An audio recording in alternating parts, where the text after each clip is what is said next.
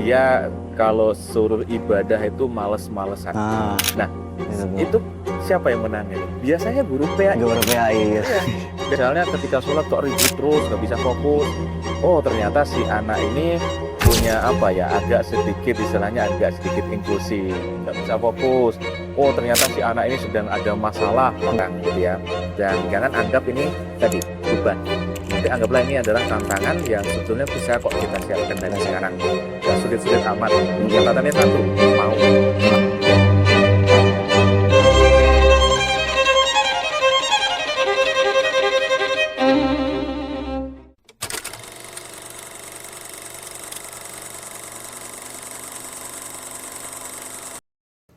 Assalamualaikum warahmatullahi wabarakatuh, Bapak. Waalaikumsalam warahmatullahi wabarakatuh. Gimana kabarnya, Pak? Ya, alhamdulillah kabar sehat. Baik ini Mas Lawu. Alhamdulillah, Ya. alamin. Gimana Mas Lawu kabarnya sendiri? Alhamdulillah juga Baik ya. baik. Ya. Alhamdulillah. Udah semester berapa sekarang?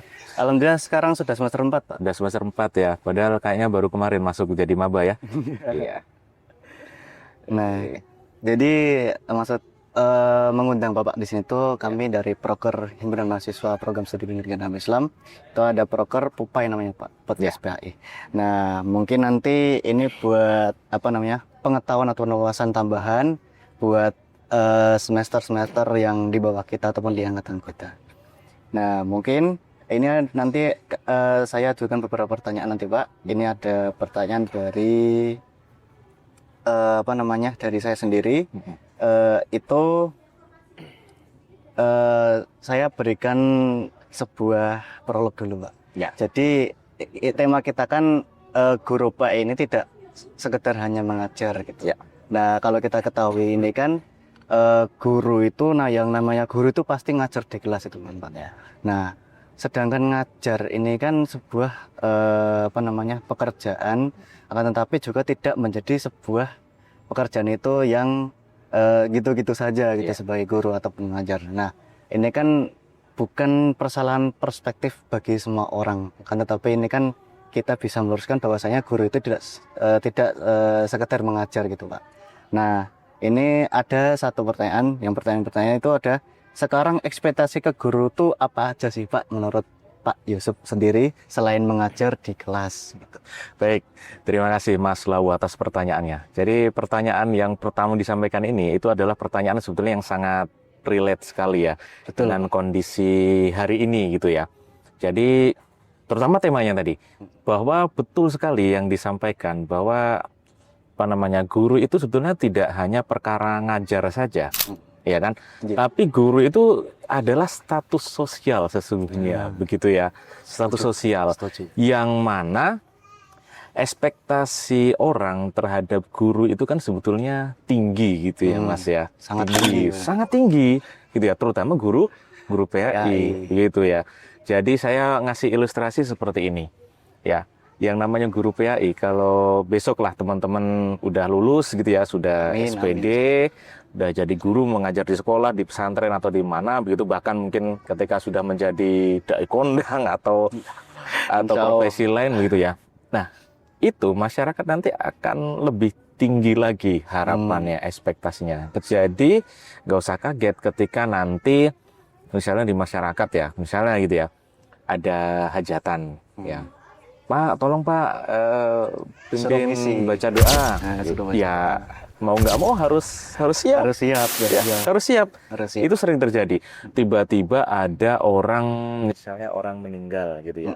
Wow, masyarakat bingung. Aduh, ini siapa yang mengurus jenazah? Tuh, itu gimana coba? Iya.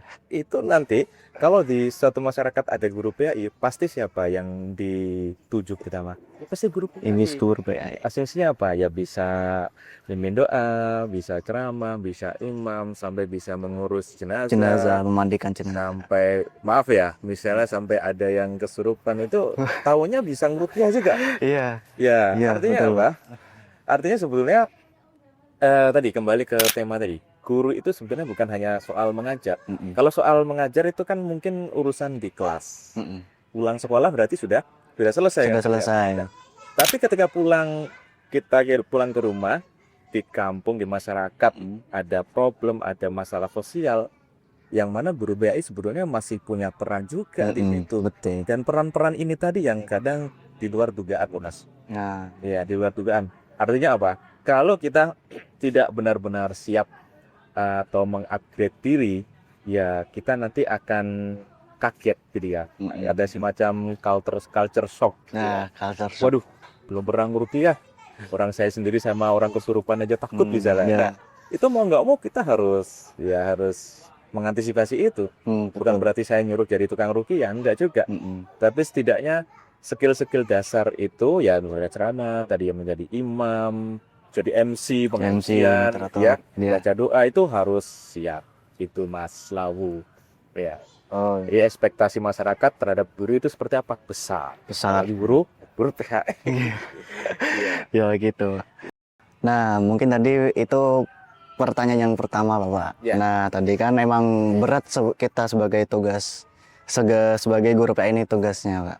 Nah, kemudian kita masuk ke pertanyaan yang selanjutnya itu ada pengalaman nggak gitu, guru?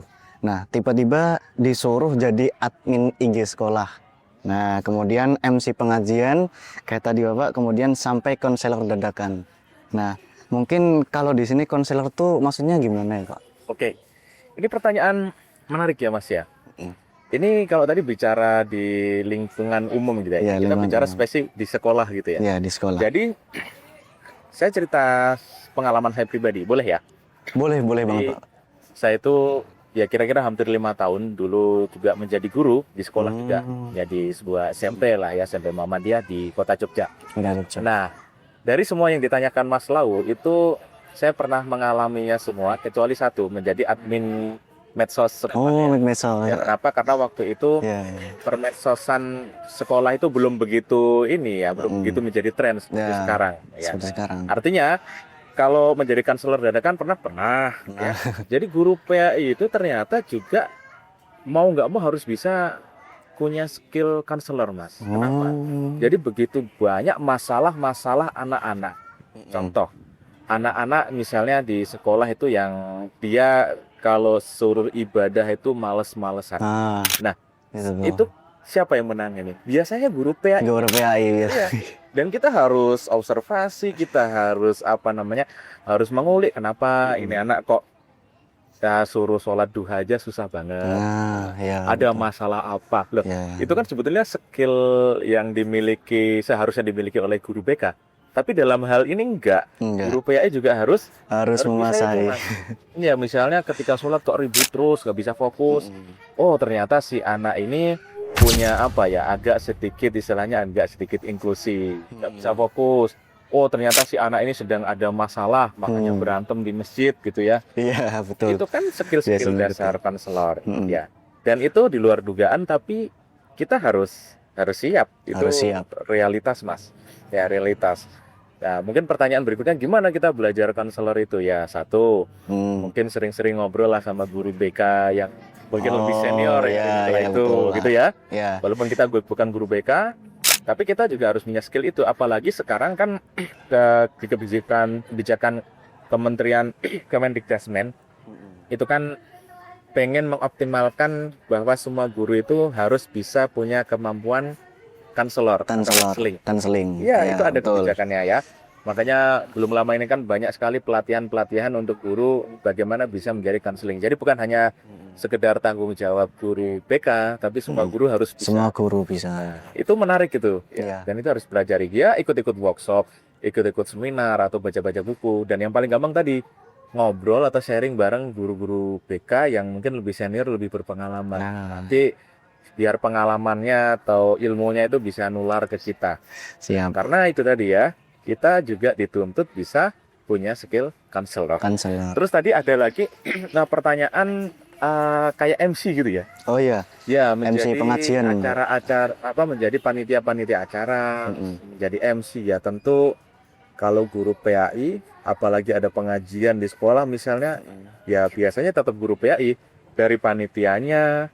Iya kan, dari konsumsinya bahkan sampai MC-nya itu biasanya diborong oleh guru PAI. Kita harus siap dengan hal-hal seperti itu. Maka saya menyampaikan kepada teman-teman, khususnya adik-adik mahasiswa yang masih di semester awal atau calon mahasiswa, ya besok ketika sudah masuk kuliah, jangan ragu untuk bergabung ke organisasi. Kenapa?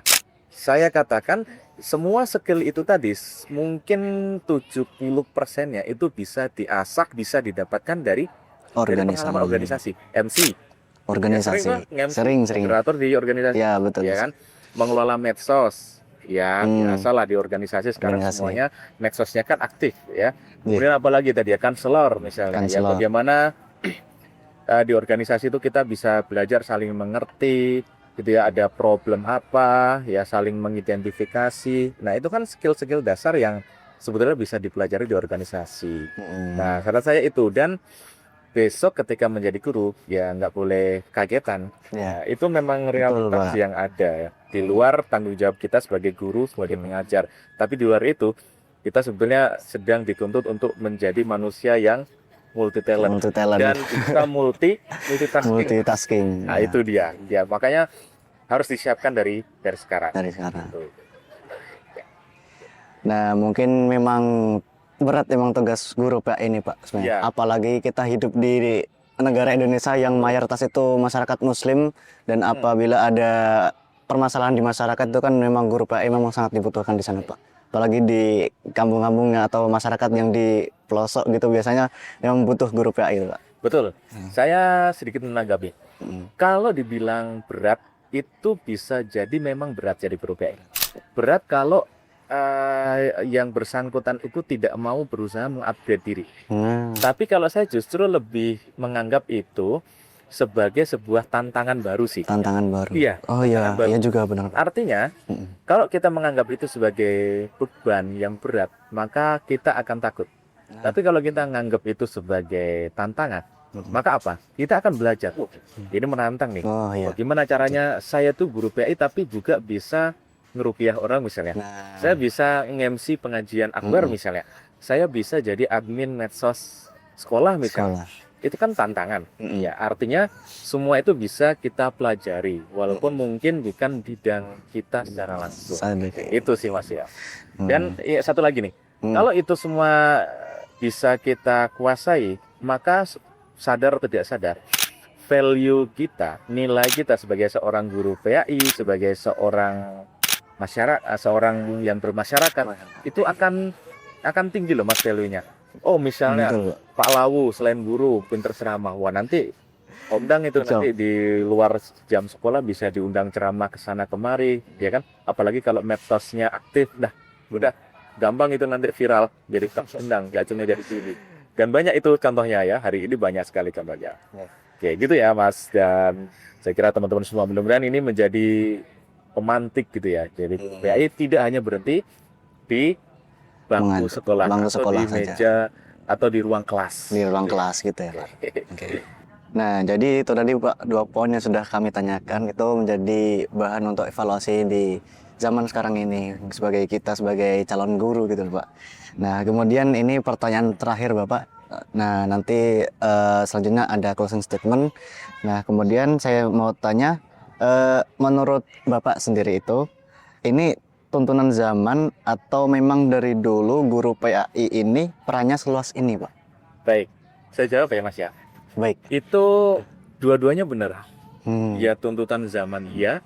Dan memang guru PAI itu perannya dari dulu memang mungkin sedikit lebih luas daripada guru-guru yang lain. Iya. Itu serius tadi ya. Betul. Jadi gampangnya begini. Kalau urusan ceramah misalnya atau urusan ngimami sholat, biasanya itu kan masyarakat akan sedikit lebih mempercayakan ke guru PAI ketimbang misalnya guru yang lain. Kenapa? Ya karena memang dianggap itu bidangnya. Ya walaupun maaf nih, kalau teman-teman misalnya buka berita gitu ya, hari ini data baru. Hari ini tuh 58% guru PAI. Ingat ya, guru PAI di Indonesia itu belum fasik membaca Al-Quran. Kok bisa gitu Pak? Gimana itu? Iya, itu kenyataan itu. Gimana itu? Gimana itu coba? Ya kan? Sedangkan masyarakat itu ngerti ya guru PAI, pinter baca Quran atau setidaknya standar lah bacaan Al-Quran. Iya, betul. Artinya jangan sampai ekspektasi orang terhadap kita itu atau mungkin persepsi orang terhadap kita itu hancur gara-gara apa? Gara-gara kita itu belum mempersiapkan diri. Nah, iya. Jangan sampai gitu ya. Sehingga nanti orang memandang guru PAI sama guru lain nggak ada bedanya, sama aja. Ya, maksudnya kalau sama-sama bagus oke ya. Kalau sama-sama nggak bisa baca Quran itu kan Aduh, jadi jelek banget itu nanti. masalah lagi itu. Ya, bukan berarti guru non PAI nggak wajib membaca Quran. Ya mereka juga wajib. Tapi Wajib. setidaknya kita itu punya standar yang semestinya sedikit lebih Iya, sedikit lebih menonjol gitu ya, yang Pak. lain. Kan gitu ya Mas? Iya, betul ya. Ya. Kemudian kalau bicara mengenai tuntutan zaman, memang betul ya.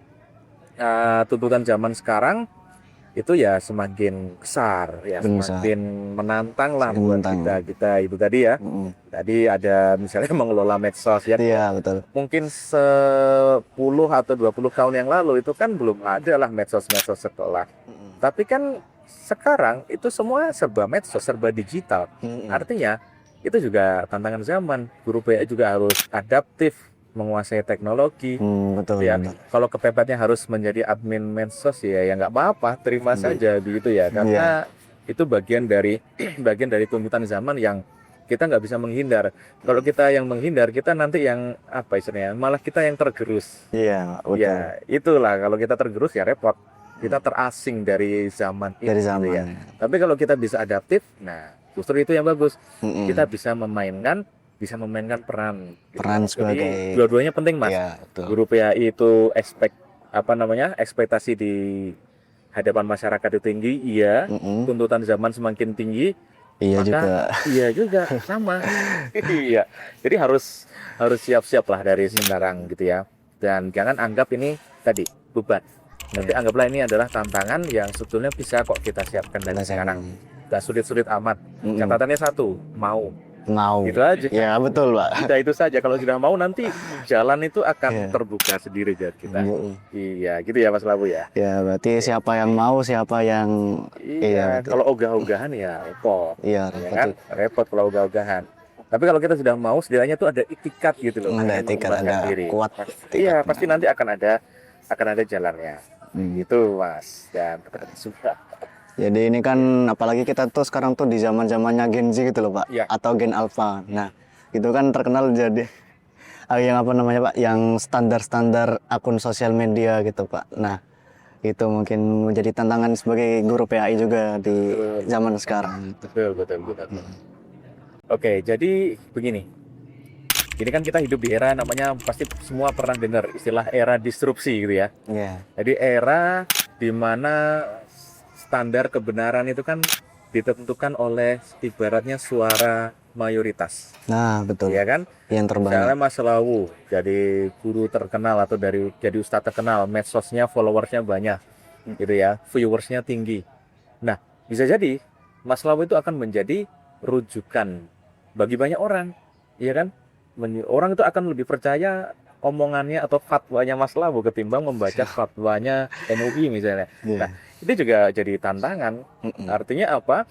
Walaupun bolehlah kita besok jadi guru, kemudian viral, punya medsos gitu ya, atau menjadi pendakwah, kita viral, ya tapi viralnya kita jangan sampai itu menjadi blunder. Iya. Harus kita siapkan dengan sebaik mungkin, sehingga konten-konten yang kita sampaikan di medsos kita misalnya, atau di ceramah-ceramah kita, itu adalah konten-konten yang baik, yang positif, yang tidak membuat gaduh, ya kan?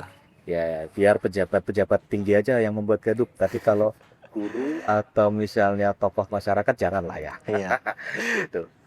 Ya.